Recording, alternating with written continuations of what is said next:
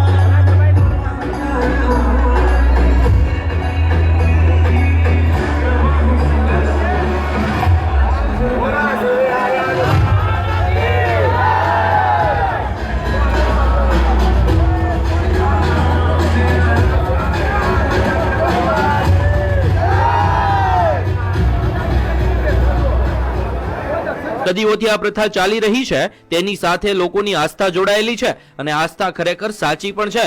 પણ ભગવાન જ કહીને ગયા છે અને આપણા શાસ્ત્રોમાં પણ લખ્યું છે કે અન્નનો બગાડ ક્યારેય કરવો ના જોઈએ. એ ખરેખર ભગવાન જ છે. અહીં ઘીનો બગાડ આપણે ચોખ્ખો જોઈ શકીએ છીએ, તો ખરેખર આ બાબતથી આપણે થોડુંક જાગૃત થવું જોઈએ. ગુજરાતમાં આજે પણ 10%થી પણ વધારે લોકો કુપોષિત છે અને કુપોષિત બાળકોનો જન્મ પણ થયા રાખે છે.